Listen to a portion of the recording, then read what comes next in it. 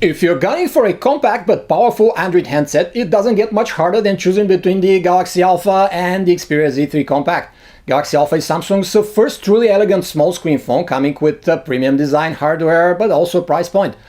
The most formidable competitor of the Alpha in the land of the green robot, however, is Sony's Xperia Z3 Compact Munchkin, and not only because it has almost the same screen diagonal, but also because the waterproof phone has a superb spec sheet that even include a 20 megapixel camera on the back. Which one is the better compact flagship? Let's find out! Galaxy Alpha debuts a classy metal frame and sides, yet keeps Samsung's traditional plastic rear cover that can be pried open to swap the battery. The Alpha is lighter and feels way thinner than the Z3 Compact, but Sony's phone is significantly shorter and a bit narrower, so it goes a bit more manageable in the hand. Still, Samsung's stylish creation feels great in the palm and would be a godsend for those who prefer their Android phones thin. With the chamfered bezels and metal edge, the Galaxy Alpha looks, dare we say it, exceedingly premium. The Z3 Compact, on the other hand, sports a tempered glass unibody which flaunts a high IP68 waterproof rating, meaning that you can dip it in up to 5 feet of water without a hitch, something that the Alpha can't brag with. Samsung's standout design piece is the physical home key underneath the display with an embedded fingerprint scanner, which requires you to swipe your finger over it the old-fashioned way instead of employing a touch-based solution like Apple or Huawei. Sony, however, also equipped the Z3 Compact with something extra, a pair of stereo speakers sitting at the top and bottom of the front half. The Alpha got a 4.7-inch panel with a mere 720 by 1280 resolution, while the Z3 Compact notches it down a tad with a 4.6-inch panel of the same resolution. These pixel densities are perfectly adequate for the vast majority of purposes though. The Z3 Compact's panel, however, is very color inaccurate, with the hue temperature being some of the coldest we've seen. You can tweak it in the settings, but it still doesn't get accurate. The Galaxy Alpha screen can have the typical AMOLED oversaturation, but choose the basic screen mode and it goes on the totally opposite end of that spectrum, with close approximation to the reference white point. Its colors are pretty accurate in this mode too, unlike the Z3 Compact, which has a pretty wide color deviation. When it comes to peak brightness, the phones are largely equal in terms of the nits we measured, a bit over 400, which is an average measure. The Alpha has better outdoor visibility though when the sun is shining directly on the display, as the Z3 Compact screen reflectance is higher. It is also worth mentioning that both displays feature a super sensitive mode that recognizes touch even when you operate it with your gloves on, but you need to enable this feature in the settings first. Carrying the latest Android 4.4 KitKat, the Galaxy Alpha and the Z3 Compact sport very different interface overlays. It's the overcrowded and squarish TouchWiz of Samsung against the simplified Xperia UI. Sony's code of Android Paint is closer to the stock look than Samsung's TouchWiz and has way less extra functions. It adds some light multitasking tools like the Small Apps Suite, which lets you hover up to 5 windowed apps, resize and move them around. It also supports the handy double tap to wake function, which Samsung's handset doesn't have, and that's about it. Samsung has, as usual, meddled with the experience in very major ways through TouchWiz.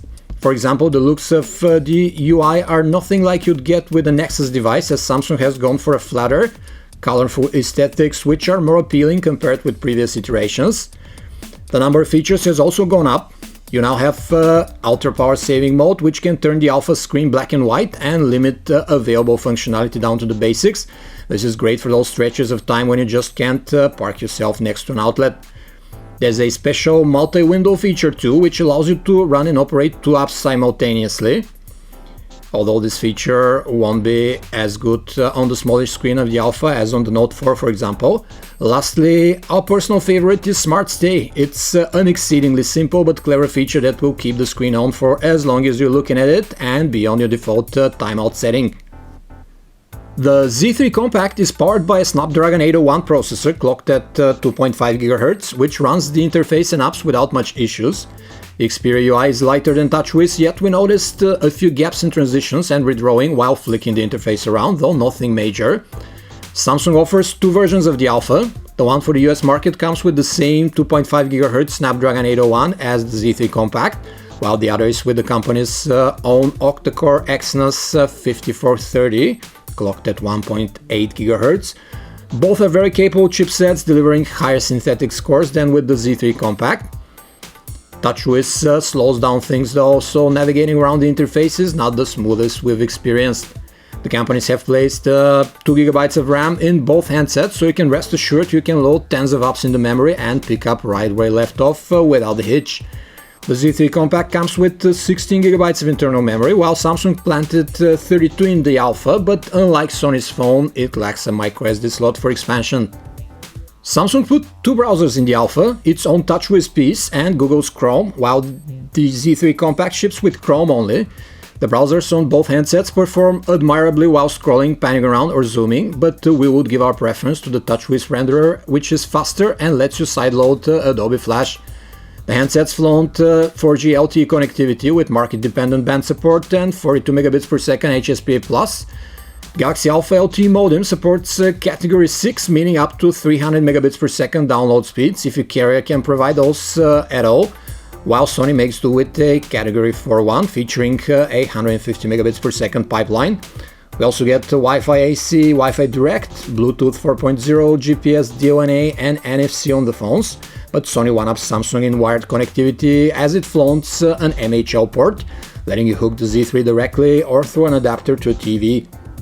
Both galleries offer grid thumbnail views and allow for rich picture editing from within the apps, as well as support plenty of sharing options. Video playback is excellent on both handsets too, as they support DivX, XVD, MKV files right out of the box, and the players offer plenty of extras like zooming, previews and subtitle support. When it comes to the music players, we'd have to give one up for the Xperia phone, as it has a much sleeker and more comfortable interface. Both Z3's Walkman player and Samsung's TouchWiz One have plenty of equalizer and visualization options built in, but the graphical environment on the Sony looks much more stylish than the squarish Samsung UI. Sony also offers two waterproof stereo speakers at the front, which sound clean, but they're somewhat average in loudness, while the Alpha only offers one speaker at the bottom, which emits quality tunes but is with pretty unimpressive output strength. The Alpha comes with a 12-megapixel camera module, while Sony's flagship sports a 20-megapixel one as its largest sibling. Both come with the typical 2-megapixel front-facing shooters, capable of 1080p video recording. The handsets are adequately fast to shoot and record a snap, with Samsung's face detection autofocus system giving it quite the edge here, while the Xperia Z3 Compact adds a dedicated shutter button to the scale, so you can take a photo from locked screen in a second or two. The two camera interfaces are anything but bland, as they sport a bewildering variety of shooting modes, color effects and neat depth of field tricks. You can bet that there are all the basics such as real-time HDR, panorama and so on. Samsung's interface is easier to use than the cluttered Xperia camera app, but if you're shooting in the default automatic modes, taking pictures with both is a breeze. The handsets produce high-quality photos with tones slightly warmer on the Alpha, while the Z3 keeps hues a bit colder by default and a bit lifeless looking. The two phones choose quite the different exposure settings when shooting in their automatic modes. The Alpha usually goes a step higher, making the frame appear brighter but more washed out, though in some cases the situation is reversed. Outdoors, the phones manage to grab good amount of detail, with a slight preference going to Samsung's phone. Indoors, the Z3 Compact camera does a better job, while not with digital noise, which is higher than on the Alpha, but with often sharper look and more eye-pleasing colors compared to the bland production from Samsung's phone. With the flash, we do get a very slight blue cast from the Z3 Compact, as we don't have a dual-tone flash here, but on the whole picture quality is good, while the flash on the Alpha gives those bluish pics. Both the Z3 Compact and the Galaxy Alpha support 4K video recording capabilities, which return some amazing levels of detail. But you can't use extra modes like HDR or Sony's excellent digital stabilization in it. Still, we have to give one up to the Galaxy Alpha here, as its continuous autofocus works splendid during the 4K footage, while Sony makes you choose a manual 1080p recording mode for the continuous autofocus to kick in. The more traditional 1080p footage can be recorded with either 60 or 30 frames per second and comes fluid without artifacts or skipped frames on both. The Samsung-produced colors are more appealing though, while the Z3 Compact footage looks rather bland in comparison. The Alpha also records stereo audio with 256 bitrate, just like the Note 4 for instance, though it has 2 mix, not 3 like the big brother. The Galaxy Alpha has a thinner body than the Z3 Compact, but the latter is thicker for a reason, flaunting a watertight chassis and a large battery that delivers record endurance. The Alpha is the winner when it comes to screen accuracy, and when it comes to the cameras, it has faster focus as well as a more versatile 4K video recording with better audio, yet the picture quality is on par with the Z3 Compact outdoors and slightly worse in low light. To this we have to add the fact that the Galaxy Alpha loses the battery life and the call quality match by a mile, as well as the price battle.